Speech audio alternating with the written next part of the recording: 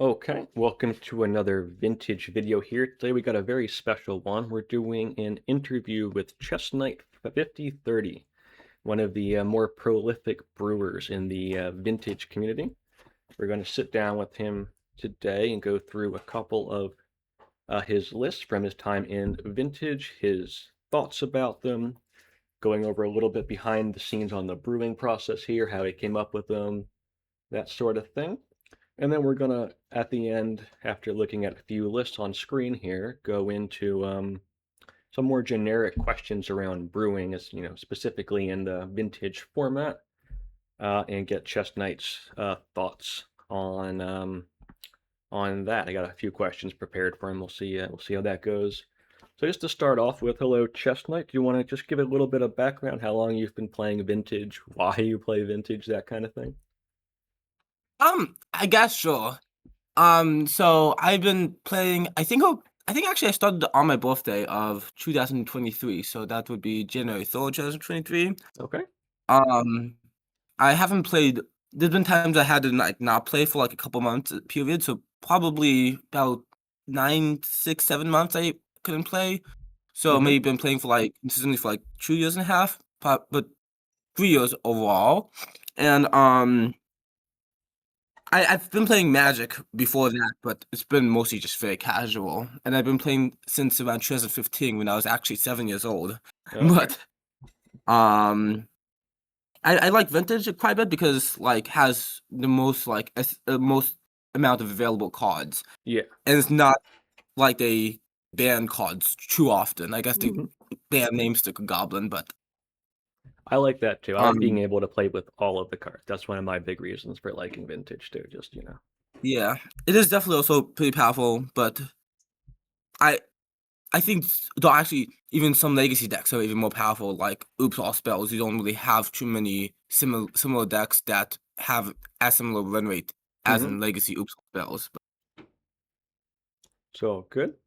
Okay, so we'll get into some of these deck lists here. So one of the first, big things I think you did that kind of put you on the scene here was back in the end of 2023, you went on a real tear with Oswald Findlebender White Shops. And I think for a while you were actually the trophy leader with this. And this was like completely off the radar deck. Nobody was playing Oswald Fiddlebender Shops. This wasn't even something people thought about. But all of a sudden, you managed to rack up quite a few trophies with this, and variations of this list, not exactly this one. Um, so, and I think that's very cool. I really like this deck. I was very excited. I remember back in the day when you were on this tear. It was a lot of fun. So let's just start out with kind of a basic question here for the Fiddlebender Shops. What was your inspiration for this deck? How did this come about? Well, I was playing Sean's Brew when I first got started in Vintage, which was where this came from. I would even say that this is more of that deck, but By then I Sean, you mean changed the, most of the the cards. MTGO user Desolutionist, right? Sean in our Yes, Vintage Discord, yeah. Hmm. and he made a deck. It was a colorless deck around Tingle, Wild, and Smokestack. Hmm. And the deck was very simple: play Spheres, play Tingle Wilds, play Smokestacks, and then beat down with Patchworks and all the Saga. And those don't Golem, but Hmm. and I like that deck. I was playing with it, but then I kind of just want to try a few other things. I also saw a recent from that time video from Justin. I am actually level 1 is his YouTube username, and he was playing around with also Philbin, and I was like, that seems Ah, like a good card. What if I put that card in Smokestacks? yeah, So because Oswald was being played with the four Saga deck in order to assemble Time Vault and Vault Key, right? well, no, maybe, but the deck I think you're talking about, Turbo Lowest, the Turbo Hmm. Lowest Vault Key, something like Yeah. that. That was after this deck was Oh, made. okay, okay. I think some people even say maybe had this inspired it in some way. I don't really Uh-huh. know, but Justin was doing stuff. I think with actually fixing Dreadnought or Oh, okay. something in that video, if I recall correctly. And so I was like, maybe I could try and like look up. And the fourth iteration of this, well, I tried the fourth iteration of this like maybe in March or April of that Mhm. year. This is in November. No, October. So I'm bad with months. And that deck had I think 1 or 2 Tangle Wires, maybe 1 Smokestack, and had like chancellors in the sideboard for against couple matchups. Mhm. And it was quite a bit different. I think I even experimented like with Paint or Grindstone for like a alternative combo Mhm. with Vault Key, and I also tried like Ratchet for a little bit. Mhm. And then I I kind of love like Ratchet stopped Field thinking. Medic. I know you know that, but that's one of my favorite cards. Well, I didn't know that. I thought there was more the other Transformers, but I knew you always loved the Transformers. Oh yeah, I thought it was Optimus Prime actually. that's a good one too. Sorry, continue. Yeah, so I stopped playing a little bit during the summer of that deal, Mhm. came back, kind of changed up the deck, added the One Ring because it was released that deal. And it was more like this deck, the original one, and I got like I just wasn't really sure what I was going to play. I just tossed it together within 15 minutes before the show, sorry, challenge before the Mhm. challenge, and I even forgot the mana crypt. And I got like third place or something in Very it, good. and top 4, and I had some cards I cut later on, like Cover the Jewel and Bolus the Citadel, added 1 copy to 2 to 4. Mhm. Um, I think there was also even a Aetherflux Reservoir for Bolus Citadel, but Yeah. and so eventually I tried to streamline the deck a little bit, and I ended up with this, which had Savak's Tomb, which I Mhm. think was recommended in the Vintage Discord, which could obviously get 2 mana, which is quite nice if you want to play Sphere on turn 1 with the Savak's Tomb. Yep. Quite nice play. But also really helpful because it gets planes, Let me which just is read this one real quick because I don't think people are going to know this one. 4 mana okay. artifact. When Saravik's Tome comes into play, you get the initiative, like White Plume Adventure and those cards. You can add colorless. If you have the initiative, you add 2 colorless, and you can 3-tap it, exile card top of your library till you have a non-land card. You can play it without casting its mana cost. Oh, it's only if you've completed the dungeon, so that probably doesn't come up much. But it gives you the It does initiative. happen. Oh, it does. Okay. It happens quite a bit actually, and there's All right. some fun combos where you can like play Paradox Engine with it. Okay. But Cool. Yeah. So that's how this deck came together. There, it's very cool. I like that card a lot, and the Oswald Fiddlebender. What do you think made this deck work? Because obviously Sphere Shops has been a long-running archetype in Vintage, the colorless one. Um, what do you think these changes do, and allow, the deck to do that the normal Sphere Shops decks can't? uh, are you asking in reference to back here or in more recent lists of both? Either one. So I think back here, it I'm not too certain if it's better. I mean, I like it better, but Well, I'm not saying it's it better. I'm just has saying like what aspects of it, yeah. Well, do things yes. that the other I mean, ones like can't. what aspects is better? Of Yeah, course. I mean, like why would you play it over it if you are going to play one or exactly. the other? And like the One Ring allow you to draw cards, of course. It gives you protection, Hmm. but it does allow combo a little bit with Oswald Fiddlebender. You can like find what you need. You can find Manifold Key. You can find Time Vault. You Hmm. can find the One Ring and the Paradox Engine.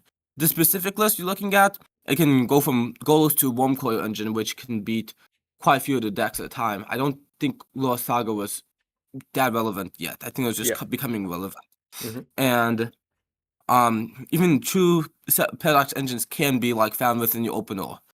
Caracas helps against Oath a little bit. Yep. Um, some of the other lists quite nice because you have a little bit wide. You can play stuff like Containment Priest. You can play Swords to Plowshares. Hmm.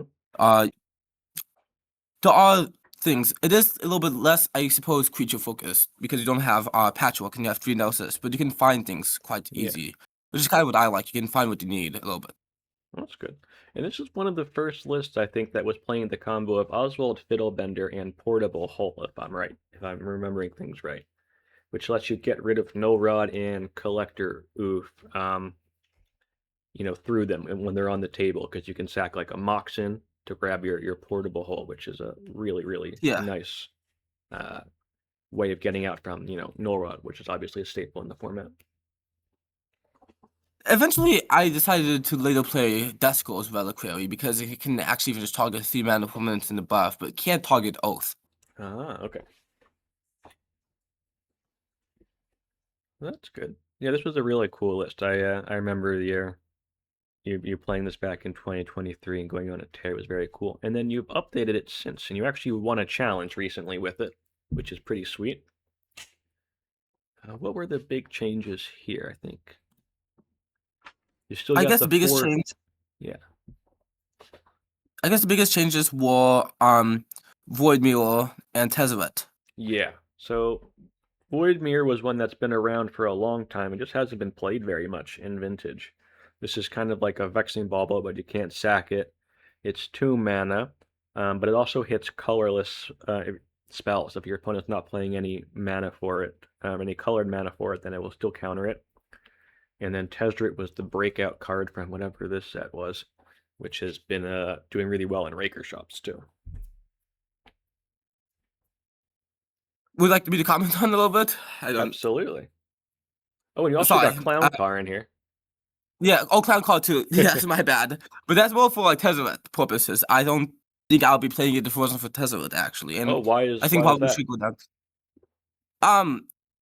I don't think the deck wants too many creatures. I mean, if I wasn't playing Tezzeret or if I wasn't playing Voidmeal, probably like a Lodestone Golem. Lodestone isn't great with Voidmeal, so I cut it. Mm-hmm. But I think even Nemesis is kind of interesting. But Clown Car is very nice because one, it's hard to remove because you have many tokens. True. And two, you can find it with Tezzeret and you can get a lot of counters with Tezzeret, which is the primary reason why I went for it actually. So what's the interaction here? It's So less than 1 mana. whenever an artifact you control enters, put a loyalty counter on Tezzeret. So it gets a loyalty counter for each token that enters with Clown Car. Is that right?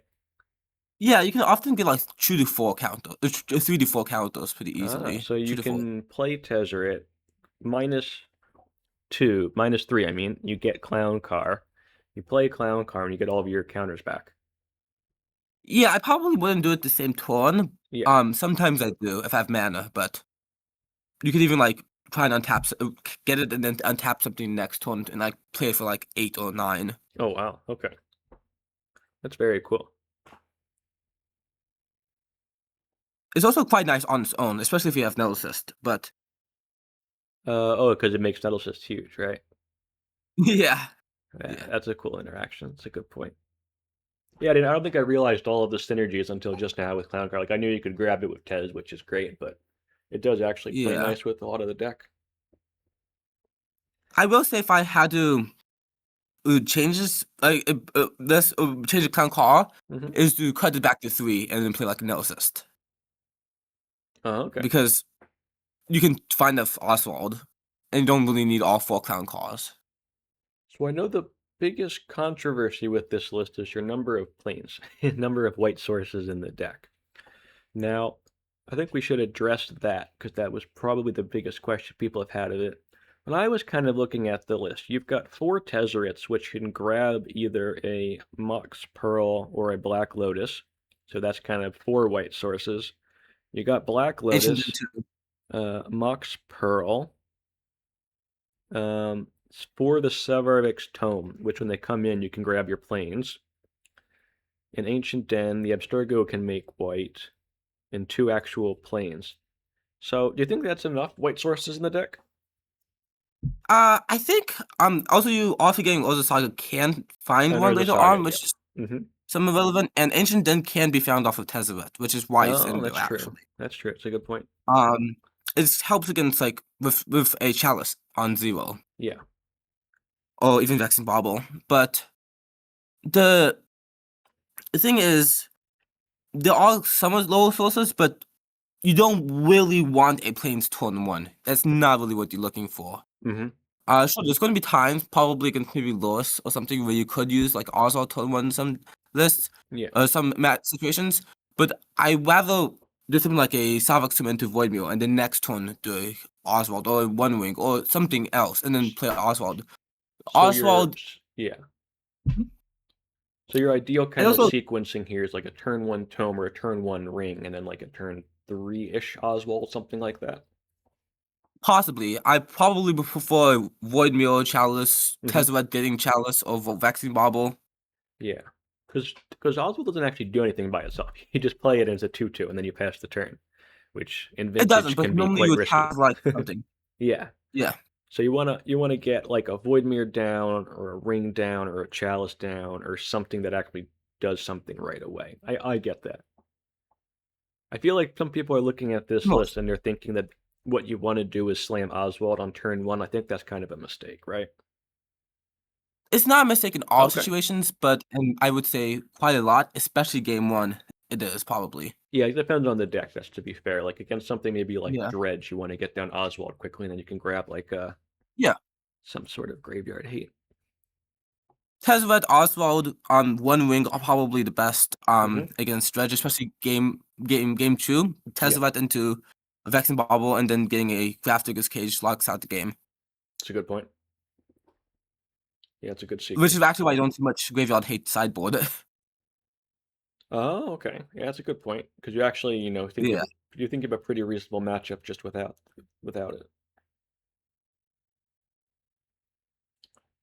Yeah, I actually thought the deck would perform bad Hmm. against Dredge on game one, but when I was playing a deck, I found that I was actually winning most of my game ones against Dredge, which was a big surprise to me. That's cool. Yeah, you could lock them out with Void Mirror and stuff and just kind of race them sometimes, right? Yeah, you also have apps to go entertainment. You have Wasteland for the Oh yeah, bizarre. this is Graveyard Hate. I played this card before. Yeah, It's a cool one. This is from it the is. what's it called again? The Assassin's Creed set. But the bottom ability lets you Yeah. exile everybody's graveyard. And return something to your hand. Yeah. Yeah, yeah. With can bring back a ring or something if it gets killed.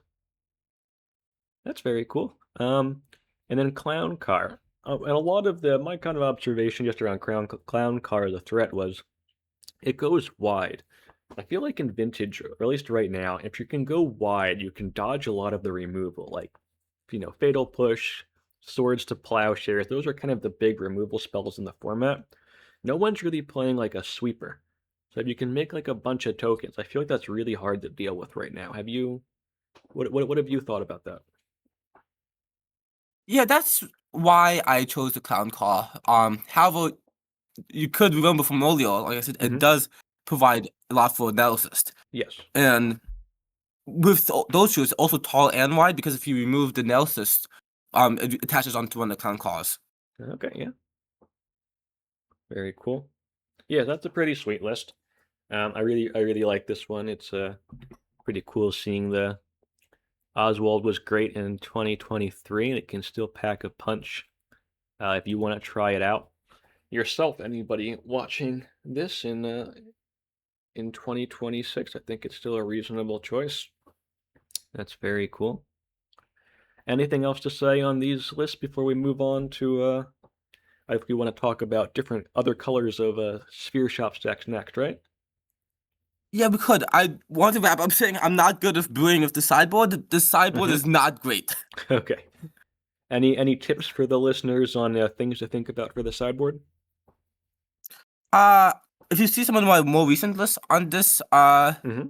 deck, I think it's a little bit better with the sideboard. But I don't think fixing Metamorph is like I don't really know what to do. Let's find something against mono white. Hmm. It probably should be Dismember or something. Okay, makes I sense. think actually Chancellor of the Annex is very good sideboard, and that's Oh. something I think could be played a lot more, especially with Sphere Shops, Hmm. because against on Mono White Initiative, you want to stop Void Mirror. Well, Void Mirror is typically land Mox player on true mana, Yeah. or maybe you play with him three cards, which will run into Mind Break Trap.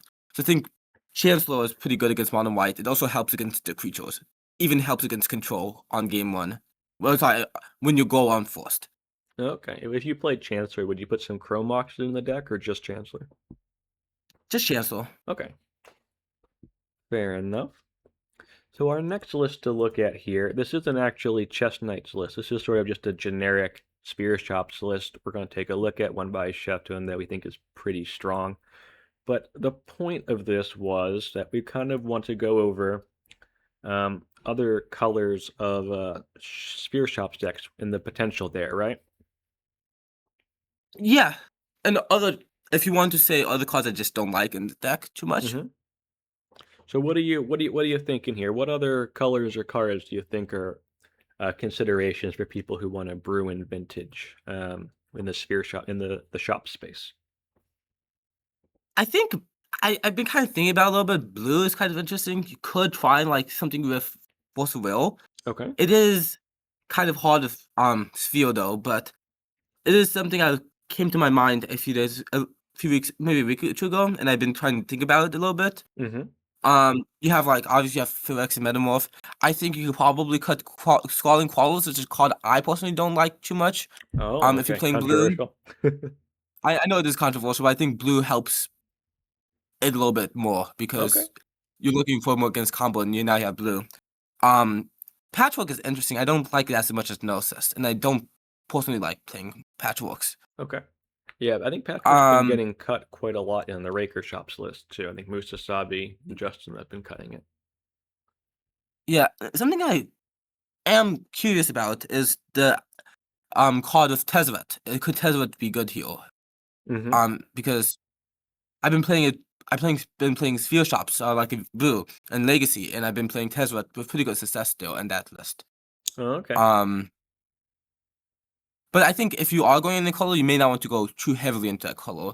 You don't even have to play blue with Force of Will. You could just play blue. Maybe play Dovin. Maybe play as a recall Time Mark. And a Mm-hmm. card I've been thinking about is End the Eye of Chaos, What does that do? which is it's a 1 blue, 2 colorless world enchantment that reads all. Well, they say interrupts, but not just instants. All an instance Mm-hmm. are countered unless they pay X as a trigger, kind of like Chancellor, Okay. where X is for the mana cost of the card being casted. So Force of Will now costs 5 and the pitch, or just 10 mana. Ah, that's Paradoxical interesting. Outcome costs 8 mana. Gifts cost 8 mana. Mana Drain costs 4 mana.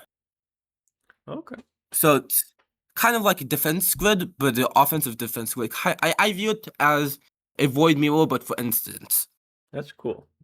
That hasn't is not one that I've tried, but that's kind of an interesting one to keep on the radar. I might try it soon. I have tried blue Yeah. shops decks though, even without Force of Will. Like I've played shops in the last, 2025 at some point a couple of times. I played main deck Mindbreak traps and blue sources, but not enough blue cards to actually support Force of Will, and then put Force Yeah. of Will in the sideboard to bring it in the matchups where I really needed it. And that was pretty That good. makes sense. They were all reasonably, positive leaks. I kind of like that. I do think there is space to explore there. I agree. This is Um, something I thought mhm. of. Is you could even just play like all the blue free spells like Mind Break Trap, Force Negation, Force of Will, Command Deal, Gaze Taxing Probe, Mental Misstep, and even if you want, especially here, Phyrexian Metamorph, and without any blue sources, and you have Oh, enough blue cards. and then Not sure if that's what you want to do, but you could. so you play like the ring and a bunch of blue pitch cards, basically. That could be that. Yes, I haven't experimented with it too much, but That's an interesting idea. Because it's kind of like a countervine idea, right? Like countervine can't actually cast any of its blue cards, but it plays a yeah, ton of them, and because of card advantage through bizarre Squee Master of Death, it's able to keep up all of these counter spells, at least for a while. Um, yeah. I think the ring maybe might be able to do something similar. So that's interesting space there. That's pretty cool. And then what about black or red? Black. Thought about Netherwood. I actually played in the paper event. Not really good success. Actually, terrible success with that. But Fair enough. it is on my mind. I'm not sure if that's what you want to be doing after that bad experience. But a card that I've been really liking a lot for shops, but never really did too much with it is Armex.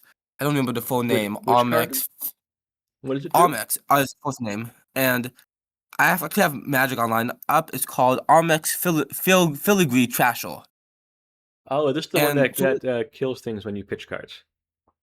Yeah, it's really good removal, I think, as a creature. It's 1 black, 2 colorless, legendary artifact creature. It's a 3/2, and whenever you attack, you may discard a card, which will make which you can choose a target creature that the opponent controls when it Mhm. attacks, and it will get -X, where X is the amount of artifacts you control, and also in your graveyard. Okay, that's pretty cool. Yeah, that's an It interesting also one. has portal. Yeah. Have I? That's pretty good. Yeah, no, that seems reasonable to me. I don't think I've tried that one, but I can see it. Oh, and for red, Mhm. my bad. Red actually has been played by Sean and his Tanglewire smokestack deck, and I Okay. really like when he was playing it. He played actually played blue red, but he played one card I quite liked, Gorilla Shaman. Oh, yeah. Uh I saw BPK was playing that for a little bit in 2025 too. yeah, I tried it recently and it did okay. As in like a few weeks ago, I think. Mhm. And basically, it allows you to pay 1 mana of any color to just destroy Moxen. It's Yep. 1 colorless plus XX colorless to destroy non-creature artifact with mana value X. Yeah, that was old vintage tech. That was making a little bit of a comeback. It's before my Yeah, time. I started playing vintage the end of 2022, so not much more before you. But I do know that Gorilla Shaman used to be big tech and vintage, and it might be making a comeback. That's very good. Okay, that's cool. Do you want to move on to your latest creation here? yeah. If you want, at least in the tournament setting. Yeah. So we got one more list to look at here, and this one is not a shops list. Obviously, we've been looking at a bunch of shops ideas here. I think that's what most people would associate you with, and maybe Oops All Spells a little bit, along with shops. But you've tried Luris here, which is not a card that I Yeah. would really um, associate with you. But you did really well with it. This was the Showcase Challenge from just like a week ago from recording this. This is a really big event. It's over 150 players. And it's very competitive because the top 8 get to play in the mocks, and the winner of the mocks gets a lot of money or something, right? Something like that. Yeah, I think it's 5,000 even just for getting last place in the mocks. On the last But place. I Okay, don't think so this is I a don't think you get. I think you mhm. have to go to another tournament in order to get to it after this one. Okay. But anyway, the general idea is the people are really trying in this event. This is like a serious tournament with a lot of players. Very good ones on Magic Online. And you made top 32, which is very strong, with a Luris deck, but it's got some changes that I think people are going to notice right away, that pretty clearly deviate from the standard Luris control list here. So I guess just if you're not super in tune with vintage meta at the moment, the general idea with blue black Luris, for like your kind of standard list, is you're playing the 4 Psychic Frog, which we have here, but then also 4 Orcish Bowmasters, which is not present at all in this list as your creature It's in suite. the sideboard. Here they are in the sideboard. Oh, okay. They are here, but they're in the sideboard. In a normal blue-black list, it would be main deck.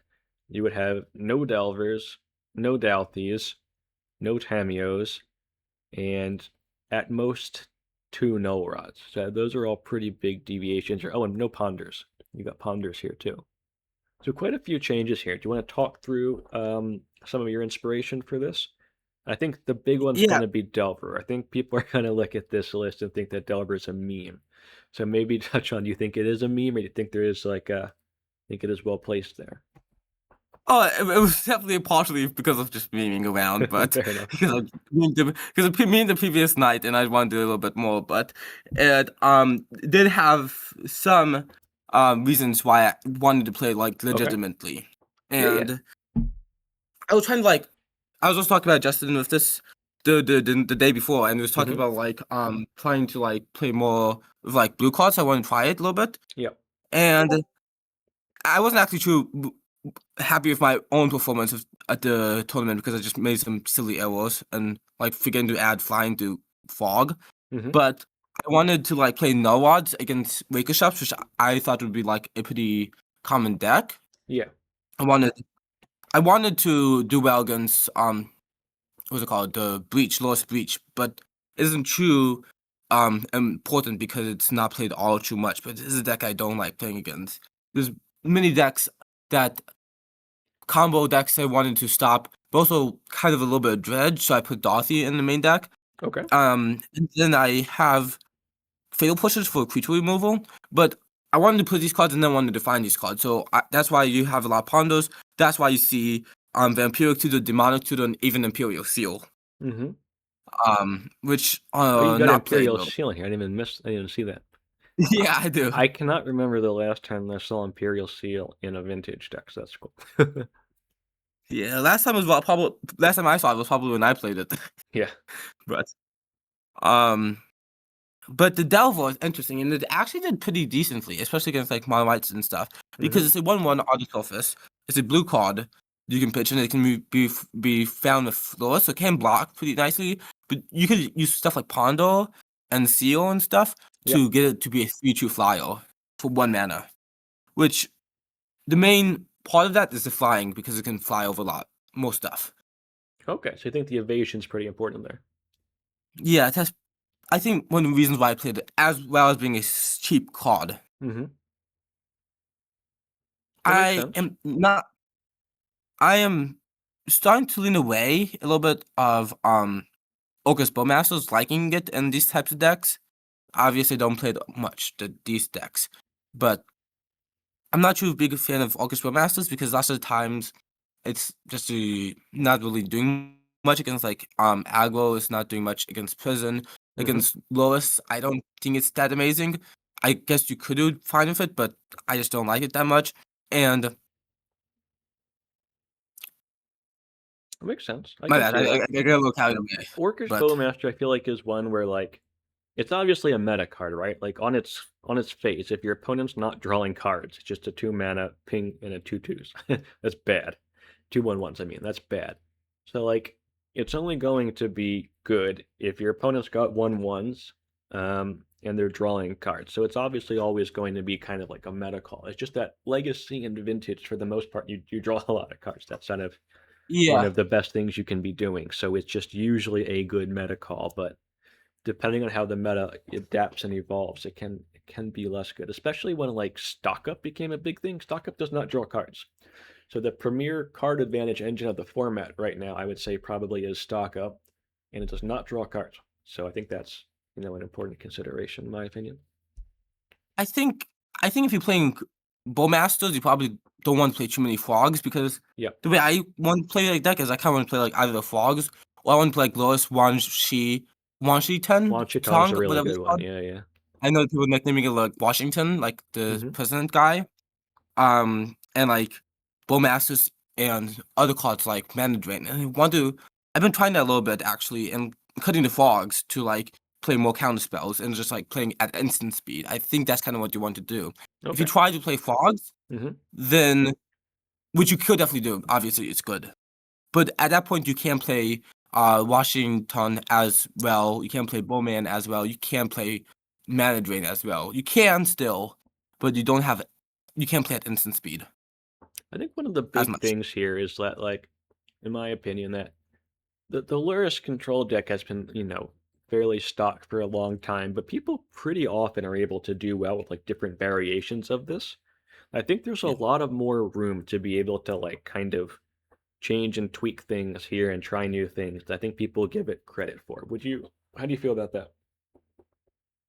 Yeah, I think that's true. I obviously the stock list is good, but Mm-hmm. there's It lots of is. things you could definitely change. Yeah. What about the four null rods? How did that go? Because I think most of the list are running one or two main deck only.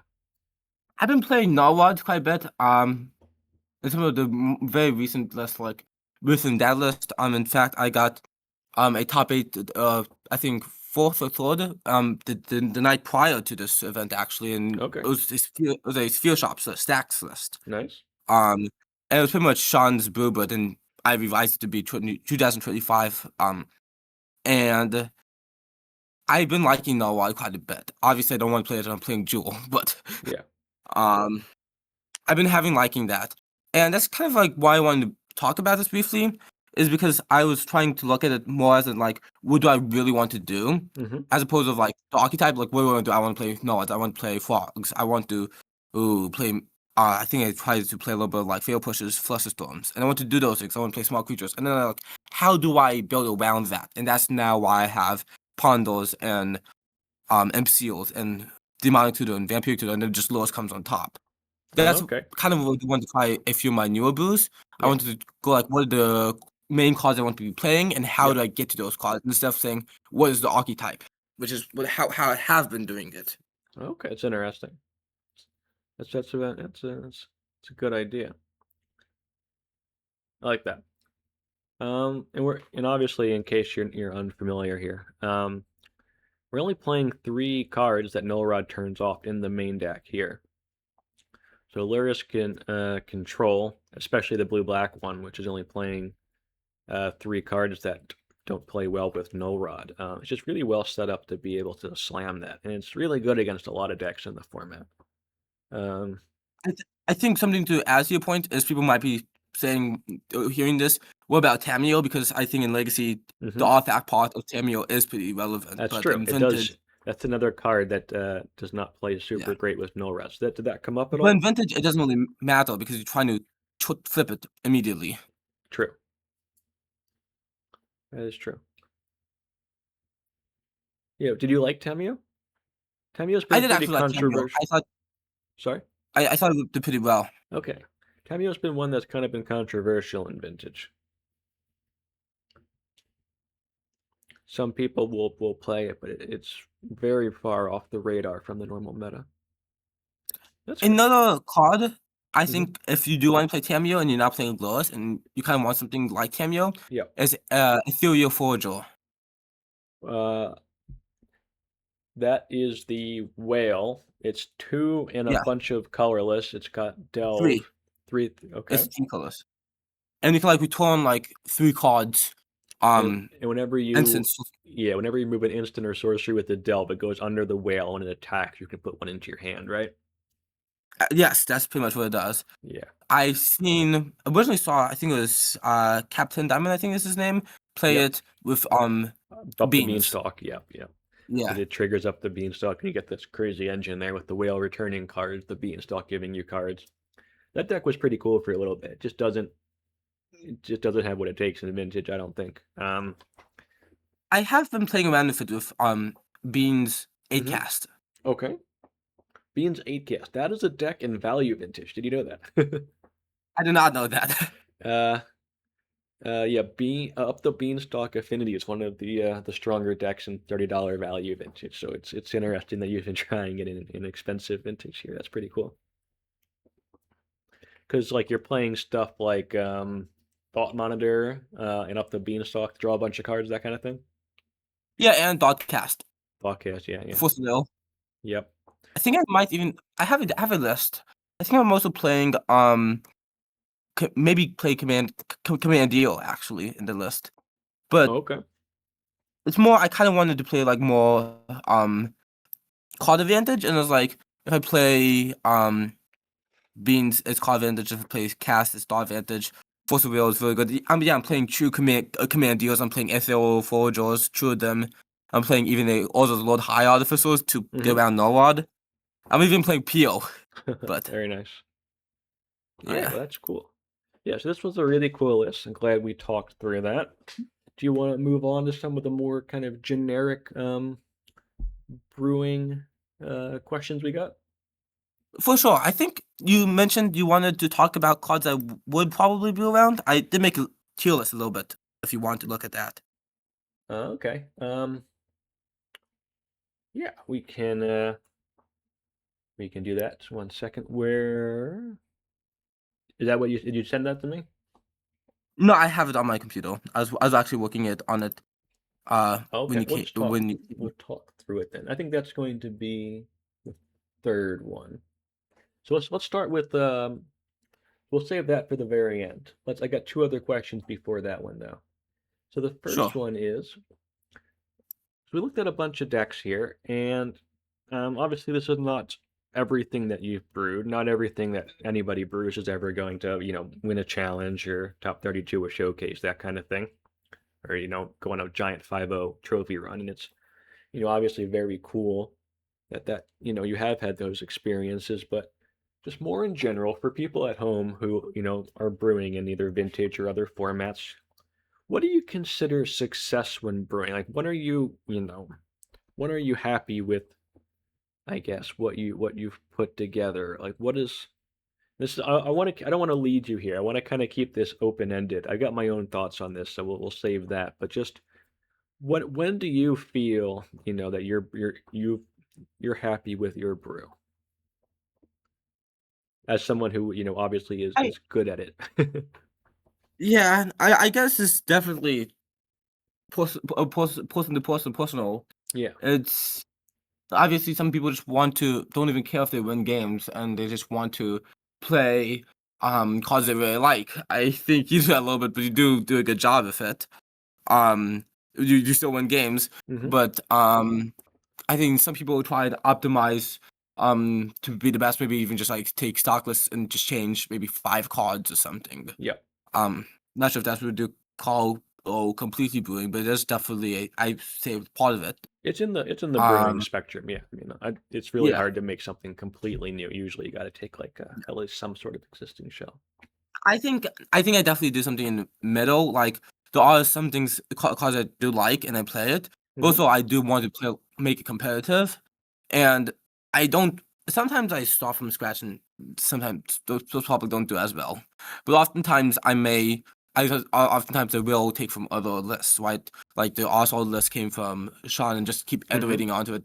The is just something different. Maybe I would take something like this and take out like Bowmasters and play Devil. Yeah. Um, I think when I'm happy that when I think the list is viable, I think is basically I don't look too much into individual games. And just like look at like how it played. Did it have enough like?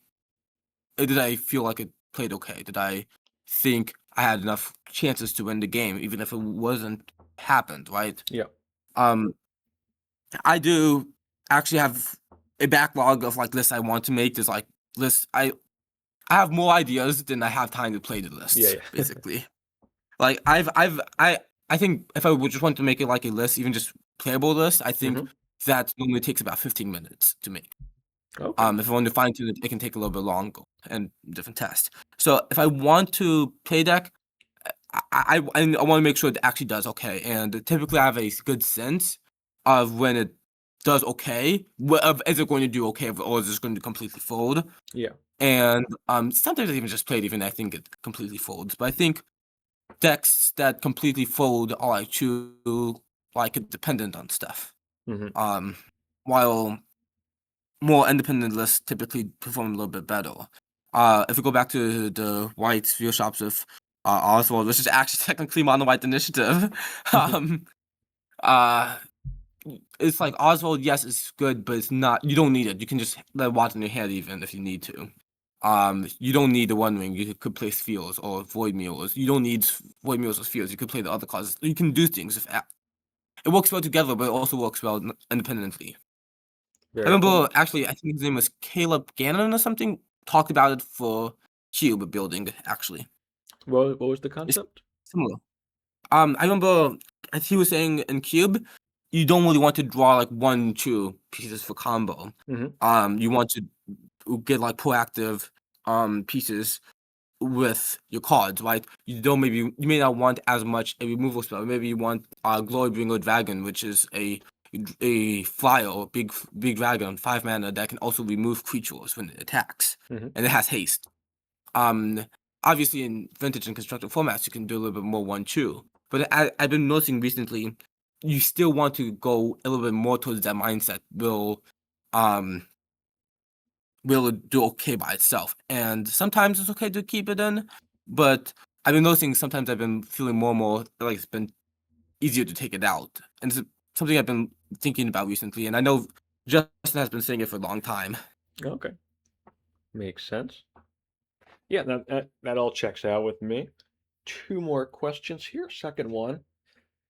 What do you think people are doing wrong when they try and brew vintage deck? What kind of slip ups have you seen people do, or what advice would you have for people um, when they are going about and trying to brew decks in vintage? You know, any pitfalls you see? I'm going to see if I can answer that question while finding something, but because Okay. I don't have a specific list in mind. Mm-hmm. But Can just be generic. actually, you know what? Maybe I can look at one of your videos and you make pretty good ideas, but I'm pretty sure I can find something that I don't like. Okay, Okay. so hopefully you won't try and copyright claim me on your own video, but All good. I'm joking about it. Okay. Okay, Welcome to so I another have vintage league this. here. Today we're. Your most recent video is long shot, and Yep. actually, you know, it's quite a nice list. I just sometimes I see cards and I'm like, why is that doing here, right? I think an example. This is not a brew. This is mainstream. Well, it was mainstream. Oops, plus bells, and I absolutely hated Taxi and Probe Ah. because you're going all in pretty much anyways. Mm-hmm. Is Taxi and Probe? You need to make sure your opener hand is okay, Yeah. and if you don't have a good opener, you're going to mull. Yep. Gitaxian Probe hurts your opener because you don't know Sure. what the next card is going to be. Yep. I understand that. That's a So good it's point. like, I hate that Yeah. one. Another I've card I mhm. go ahead, my bad.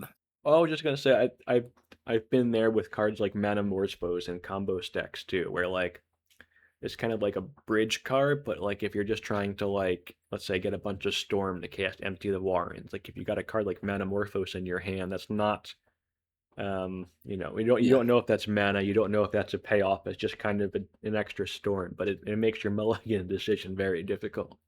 So I Okay. get that. Yeah.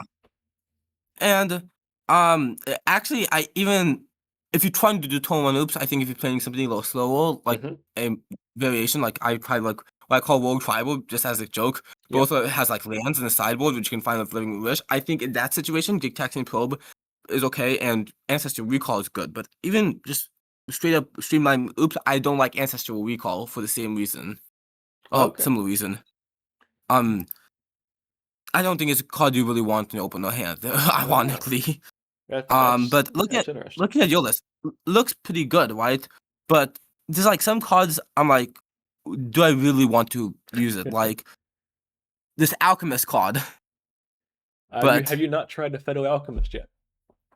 no, I have seen you use it and it has been really Hmm. good, but I just don't really know what's doing besides Nadu and Time Vault. Okay, maybe it has some So stuff, but Chess is what do you think? looking at my latest vintage league on my channel. It's a long shot combo with Nadu and the Federal Alchemist.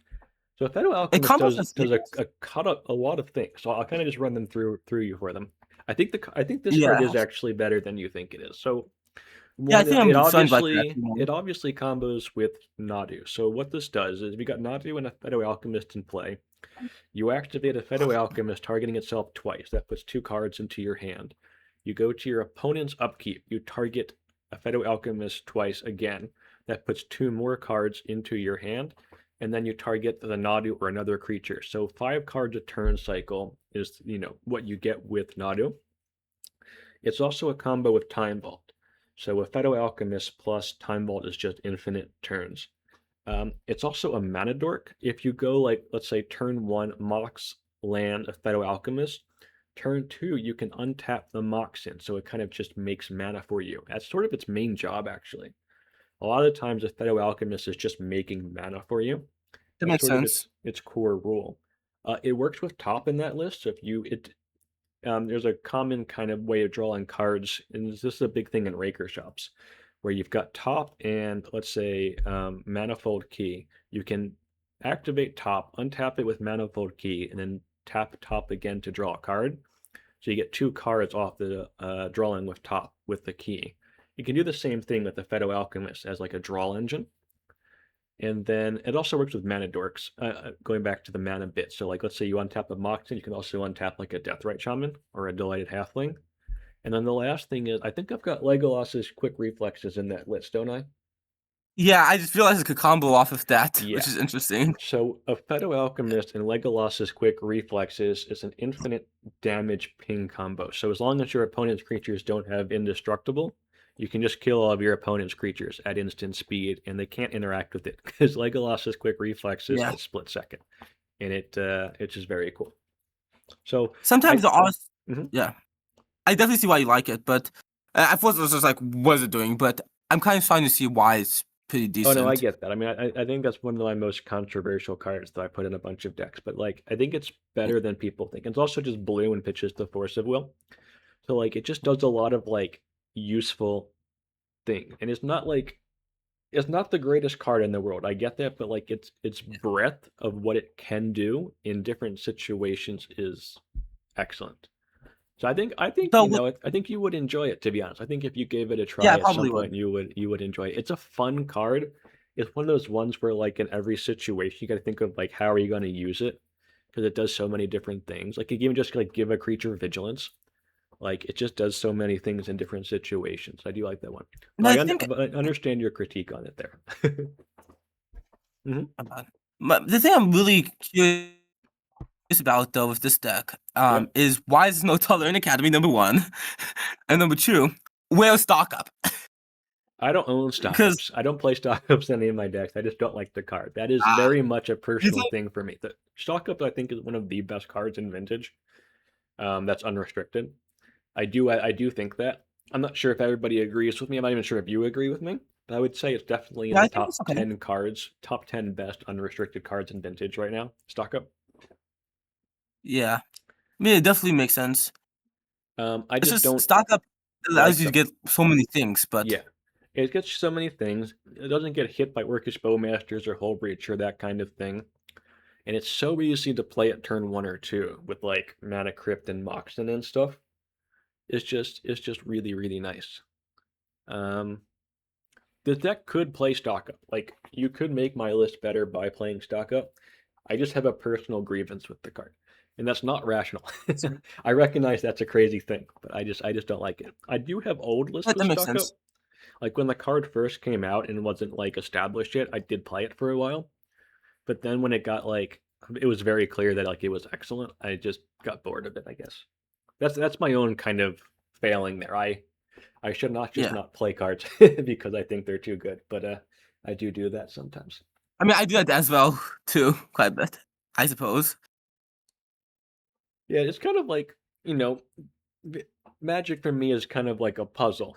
That's kind of what, Yeah, one of the things I find, fun with it. And I kind of like the discovery and the trying things. So sometimes I will yeah. handicap myself a little bit just because I want to try new stuff. So, I'm very surprised you don't have Mystic Forge as a tinker target, considering you're winning the tops and stuff. oh, that's a good idea. I didn't even think of that. No, that's a good idea. Yeah, I like that. Because the Because I Mystic wanted Forge like and a tinker top, that target lets you deck. just keep drawing it and playing it. So you just get a bunch of cards that way. And then that's a good idea. I just didn't think of that. Another one I'm really interested in, I'm not sure if it's any good, is Reality Chip. What does Reality Chip do again? It's basically Mystic Forge on a On the 2 mana equipment creature. one. Okay, yeah, I feel like Mhm. Mystic Forge or Reality Chip probably could be reasonable choices in that deck. That makes sense. I think Yeah. that's a good point though. It's just that like there are so many cards in this format. Like when you are brewing, it's difficult to think of everything. It's Yeah. it's especially in a format like Vintage where you have access to 30 years of Magic cards. There's a very good chance that there is something out there that would be helpful for your deck. I think this is the list I'm really liking now I'm looking at more. I'm not sure if you want to combine Nadu with this stuff, but definitely. How do you do with it? I think I went 2-3, but there was one matchup where like I could have won if I just didn't do something stupid. Like I thought Makes I could sense. win by comboing, or I could have kept Force of Will in my hand and guarantee a win next turn. And I tried to combo, but I realized I had to fetch, and the fetch changed the top cards in my library. I'm not the best player in the world. I will fully admit that, and I just kind of punted by trying to win on that turn. So I do think you're probably one of the more creative people with making decks. Probably bleed the most, maybe. I don't know. I appreciate that. Um, that makes up for my play sometimes, I think. I Yeah. think that's we covered off that question. Last one. We're going a bit long here, but hopefully you're still okay for time. Last question. Yeah. I mean, I'm down for like however long you need. So. All good. We should be done in, after this next one, then we can close out with any last remarks. Okay. So last question I've got for Chess Knight is, what cards do you think have potential that aren't seeing much play right now? I know you said you put together a little tier list, so let's start at the bottom of the tier list. We'll save the best ones for the end. What's on your like bottom tier list for cards you think people could be trying in Vintage? Yeah. I put together a tier list on the Modo, and I was decided to remove my ordering. So I'm trying to do that right now. Oh, good. But Just what are the kind of like the I guess some I guess for starters for your tier list, I assume you what's meant on like you? the best ones, the middle ones, and kind of like fringe options or something like that. Yeah. Yeah. So So I what? have like I think I numbered the two top spots, like the two ones I really want to use a lot: Yeah, Gigantha and Living Witch. Which Gigantha and Living Witch. All right, you're gonna have to explain those because those were not on my list there. so Gigantha is something I've been just like curious about, Hmm. but even like in shops, like prison shops, just like cutting the chalice, playing Gigantha, bluffing Lewis online. Something I thought about before Hmm. Tezzeret. But I think I do like both initiative a lot. Um, it's not something I play all the time, but something I do play quite often. Yep. And especially with this new goblin guy, one Hmm. red, one colorless, I think it's Choo Choo, gives creatures reward, but the main thing is it's uncountable, makes other things uncountable. I think that is going to help red decks, and primarily probably Bull's initiative a lot. Okay. Um, something I'm going to be brewing with. And Gigantha is really nice in that deck because none of them, I guess you could say Fury, but I'm not playing Fury. Hmm. And you can cut Chalice. And they aren't like double mana pips. So you can actually play Gigantha. And one of the things I noticed that I haven't been doing well with the list, right? Is Hmm. if I'm going overboard with prison, what happens is I just don't have enough threats. I Okay. have the mana, I have the choo-choos because of Magus, Yep. but I just don't have a threat. And eventually my opponent may find like the few out to win the game after 20 turns or something. Yeah. That makes And sense. So just but if I kind of have gives you like an extra thing to be able to try to win the yeah, game with. Okay. if I have a Gigantha, like in Lewis, you play the Gigantha and you do a fighting with it. Let's say that Um makes sense to me. yeah, and Living Wish, very interesting card. I probably should have even played in Beans A cast, but I forgot about it. Hmm. It's interesting because you can get cards you want, like Hull Breach. You can get cards like Wasteland, things that are really impactful for the game, right? Yeah. But another thing, like in the control, like response. But another thing is it can be a great combo card, Okay. ironically. If you're playing like off-hat decks, you can get Tolerant Academy. Yep. Um, put Tolerant Academy in the sideboard and this Tolerant Academy fetch. You probably could get a plus 2 mana same turn, 1 mana. And the next one you have like a bunch of mana to combo off. You can find Hull Breacher, you can find a lot of stuff. I'm think one card that came to my mind, which I'm now thinking about, is Glacial Chasm. Hmm. Um, which Glacial Chasm main deck isn't great unless maybe you're playing Golos, but it's really good. I say probably against Dredge. Probably buys a few turns against Dredge. If you're playing Living Oh. Wish, you can Yeah. get Dredge. If you're playing against Maker Shops, well, guess what? No damage. Yeah. That's pretty cool. But Have you tried any lists with Living Wish recently? uh not extremely recently, maybe a few months ago, with Okay. the Oops, which Oh yeah, because I you just were called you it. were yeah, you were playing Living Wish and Oops. That was interesting. Yeah, I was just maybe calling it Rogue Tribal because you can't call it Oops or spells because now you're playing lands. But like Yep. all the Oopses are rogues. That's funny. Very cool. But the thing about that, actually, I played in 3 challenges. The Hmm. latest was a 101 drop. I just decided not to play anymore after that. But the other two was top 8s. Very nice. So, Yeah, it's probably got some um, legs then. other cards I like is Clown Car with Tezzeret. Yep. Now, Oswald is interesting. I think it's more of a support card. I don't think it's one of my top cards to. Mm-hmm. think is great in the Brew. But if you can play Oswald, I think it's good. Okay. But I wouldn't build around unless if I wanted to. Mm-hmm. Starbucks 2, pretty decent. Command Deal is one I've been really liking. I've What been does that playing it a one little do? bit. It's basically force a negation on but 3 cards instead of 2 cards. And instead of countering, you get the card. Oh, yes. I remember this. Yes. Yeah. Pitch 2 cards and gain control of target non-creature spell. Yep. Thoughtcast cards are really interesting for card advantage. I don't think you want to play aggro or combo like I Mm-hmm. think most people have been. I think you want to play control, kind of like Lewis, Okay. but use a cast stuff. And I think that's probably would be like A tier and S tier. Our Living Wish and Gigant would be S tier. All the rest are A tier that I mentioned. And then the other cards, Delver is a very interesting. Dovin is one that I've been looking at too. Ah. For those who don't know what Dovin is, it's basically sphere resistance, but for another blue/white you get to choose. It's a Mm-hmm. planeswalker, which really good against removal. Can't be portable hold, can't be removal of like the cards for artifacts or creatures. It's really hard to remove. It's only Yep. really Chain of Vapor. Mm-hmm. And it just has 5 loyalty, but makes artifacts, instant sorceries. Only your opponent controls cost 1 more, which is good in combo too. And then you can even minus it for 1. So 4 times you can do this. Well, I guess 5 times. And you can make any creature your opponent controls not take damage and not deal damage. Very good. Yeah, And then there's I've played this not in. I don't think I'm not sure if I've tried in Vintage. At least not for like a long time. But I have played this card. I think in Legacy at one point. It was pretty reasonable. there's other cards I'm not going to really talk about them too much that I've thought about. Yep. Like Crystal Skull, which is Mystic Forge in blue. Armex, Delver, Abstergo. We Uh-huh. talked about already. Flagstones, if you don't care about Archon. Yep. Is prevents strip mine. Gorilla Shaman, Lightning Skelemental, it's a discard card. Fast Bond is very interesting. I think if you're playing 2 of those, it's pretty decent, Yep. but I haven't really had too much success. Zorda is kind of if you can make it work. Archmage, I played it, had some success, but What is didn't decide not. Archmage? Archmage, Emeritus. I It's have really no good at idea Fluster what Storm. that is. True Blue, True Colorless, Choo, Creature, Human Wizard. I guess it could be a good initiative to go because of that. And whenever you cast an instant or copy an instant or sorcery, cast a copy an instant sorcery, it's Magecraft. Ah, You draw a interesting. card.